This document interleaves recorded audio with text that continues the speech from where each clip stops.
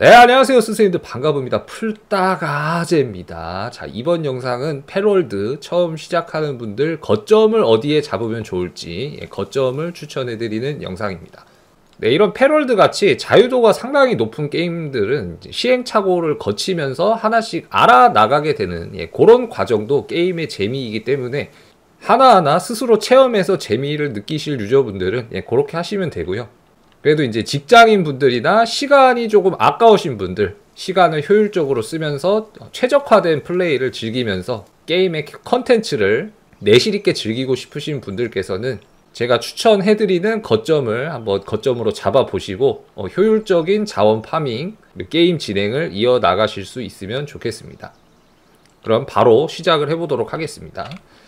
자, 현재 보이는 이곳은 게임을 처음 들어오게 되면 바로 지나가게 되는 그 웨이포인트입니다. 지도상으로는 이곳이죠. 시초의 대지입니다. 저 같은 경우에는 처음에 튜토리얼에서 알려주는 대로 거점을 잡다 보니까 이 시초의 대지 근처에 거점을 바로 짓게 되었습니다. 네, 제가 처음에 지은 거점의 위치를 위에서 보면은 이런 식으로 구성이 되어 있는데, 보시면은 나무도 있고요, 돌도 있고, 나무와 돌은 갖춰져 있고 어느 정도 넓은 평야가 갖춰져 있어서 초반에 인프라들을 갖춰 나가기에는 그렇게 나쁘지는 않은 땅이었습니다. 그래서 많은 유저분들이 처음 시작을 하시면 아무래도 시작한 곳 근처에서 거점을 펴게 될 경우가 많을 텐데요. 이곳에 거점을 잡았을 때 가장 불편했던 점은 지금 볼 수 있는 이 광물, 두 번째 티어의 광물인 금속 광물입니다.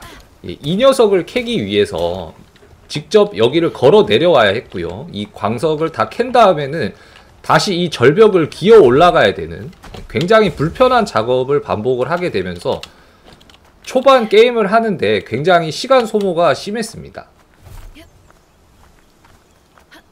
네, 광물을 캐서 이런 식으로 절벽을 기어 올라서 상자에 집어넣고 왔다 갔다를 반복을 해야 됐기 때문에 굉장히 시간 소모가 심했다고 볼 수가 있죠.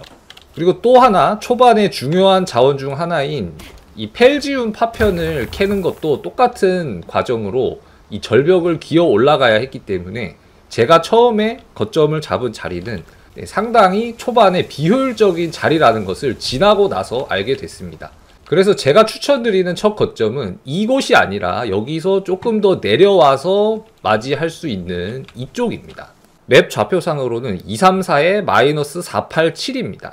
네, 위에서 조망한 이 지형의 모습이고요. 이 자리를 첫 거점으로 삼기에 좋은 이유는 이 자리에 금속 광물이 하나가 배치가 되어 있고요. 그 주변으로 각종 돌, 나무가 배치되어 있습니다. 이 거점 주변에는 이 펠지움 파편들이 다수 포진을 하고 있기 때문에 초반에 펠지움 파편을 수급하는 데도 굉장히 도움이 많이 되고요. 초반 일꾼으로 쓰게 되는 꼬꼬닥이라든지 까분양, 도로롱, 이런 친구들도 별다른 지형의 방해 없이 초반에 포획을 할 수 있기 때문에 극초반에 내 거점을 발전시켜 나가는데 굉장히 유리한 장소라고 할 수가 있습니다. 네, 그리고 지대 자체가 굉장히 평평하게 넓게 펴져 있기 때문에 이 게임을 처음 시작하시는 분들이 거점을 펴기에 가장 적합한 장소다라고 추천을 해드릴 수가 있겠습니다. 이 패럴드에는 굉장히 많은 자원들이 있는데요. 목재, 광석, 식량, 약초 등등 굉장히 여러가지 자원들이 있는데, 큰 축으로 두 가지로 분류를 하자면 식량 자원과 광물 자원이 있다고 볼 수가 있겠습니다.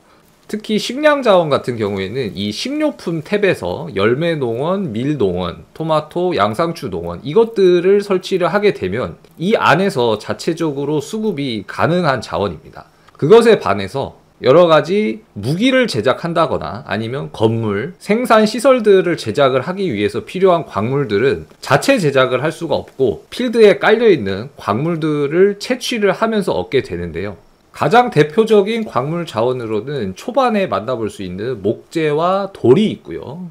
그리고 한 단계 나아가서 이제 금속 광석이 있습니다. 극초반에는 이 세 개의 자원을 주로 사용을 하게 되는데요.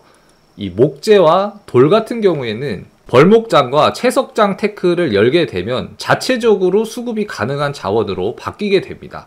그렇다는 말은 추후에 거점을 고려하는 데 있어서 돌과 목재는 중요한 자원이 아니고요. 직접 제작을 할 수가 없기 때문에 필드에서만 얻어야 하는 이 금속 광석과 석탄을 얼마나 효율적으로 확보하는지가 게임의 굉장히 중요한 요소라고 볼 수가 있습니다.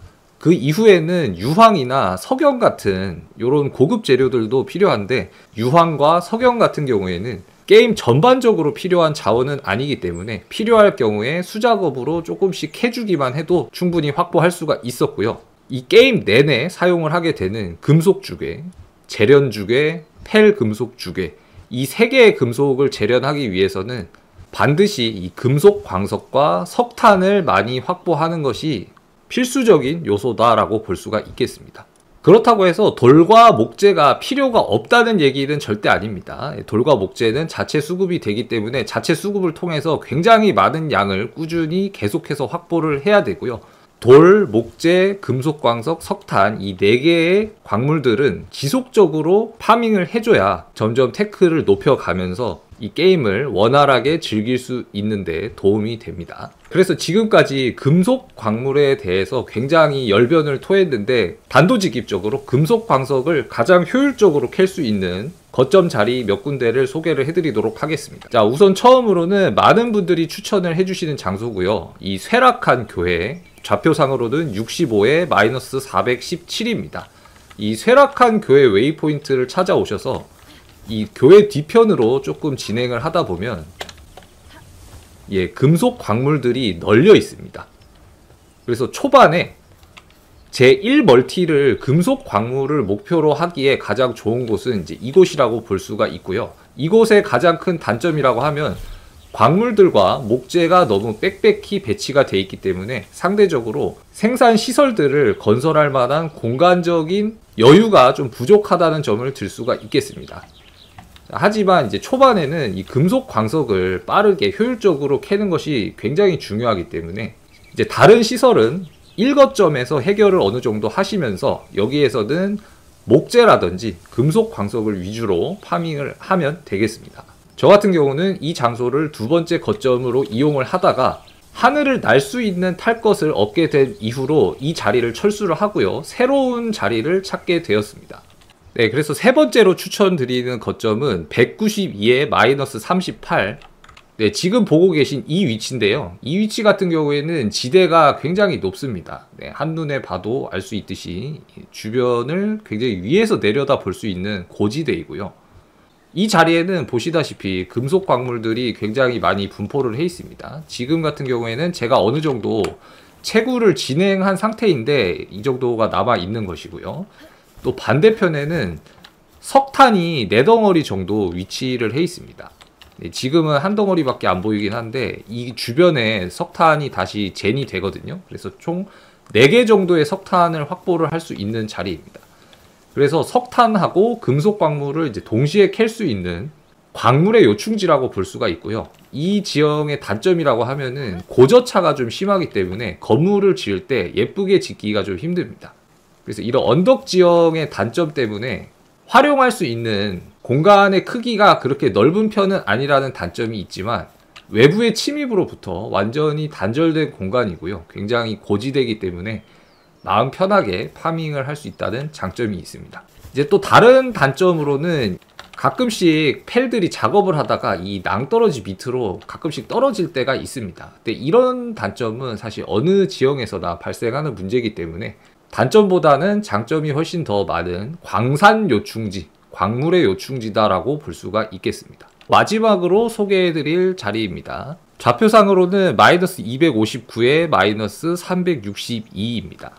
이 거점 같은 경우도 상당히 고지대에 위치를 해 있고요.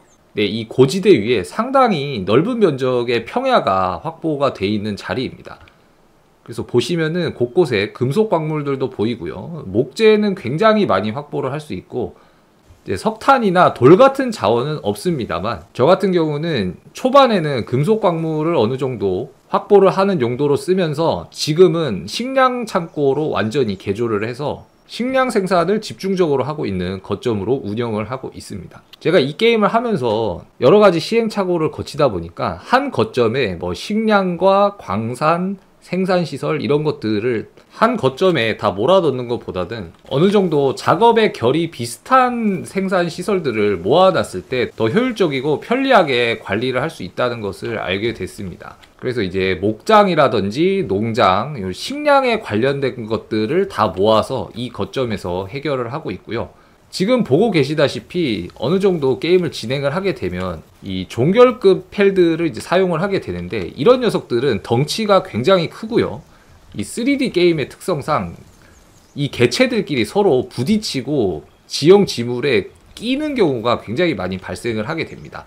지형 지물에 이제 끼게 되면 이 친구들이 작업을 안 하고 굶어 죽게 되는 그런 사태가 발생하기 때문에 빈사 상태가 되는 펠들을 다시 원상복귀를 해주는데 굉장히 또 많은 노력이 필요하게 되고요. 그런 것들을 최소화하기 위해서 넓은 터에서 최대한 부딪히지 않게끔 생산 시설들을 배치하는 게 굉장히 중요하다는 걸 알 수가 있었고요.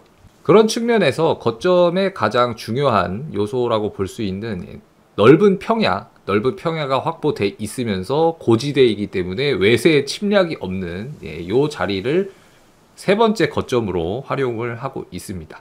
네, 이렇게 해서 몇 개의 거점들을 소개를 해드렸습니다.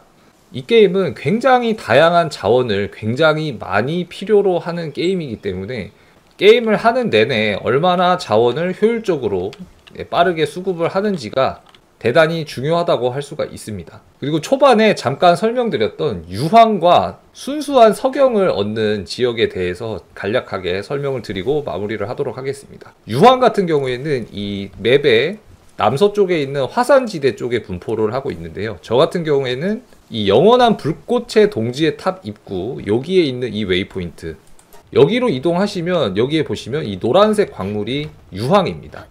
네, 여기에 한 덩어리가 있고요. 뒤로 가보시면 여기도 있고요. 네, 요 근처에 이렇게 유황들이 배치가 되어 있습니다.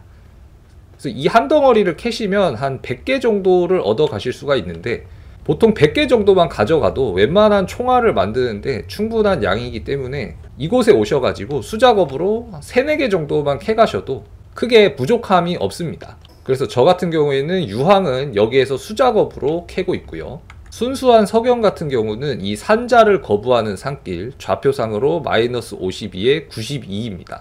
이 웨이포인트 근처에는 이렇게 조금 특이하게 생긴 광물이 자리를 하고 있는데요. 이 녀석이 순수한 석영입니다. 네, 이 녀석도 수작업으로 하나를 캐서 네, 다시 이렇게 웨이포인트로 진입을 해서 저희 광산 거점으로 수작업으로 진행을 하고 있습니다. 유황은 이 화약의 재료로 쓰기 때문에 총알을 만들기 위해서는 필요한 재료인데 그렇게 많은 양이 필요하지는 않고요. 순수한 석영은 이 전자기판을 만들기 위해 필요한 광물입니다. 그래서 이 녀석도 제가 게임을 진행하는데 그렇게 많은 양이 필요하지는 않았습니다. 그래서 유황과 석영은 수작업으로 진행을 하고 있고요. 네, 그래서 여기까지 설명드린 부분이 가장 기초가 되는 광물들, 그리고 그 광물들을 확보할 수 있는 거점들을 소개를 해드린 거고요.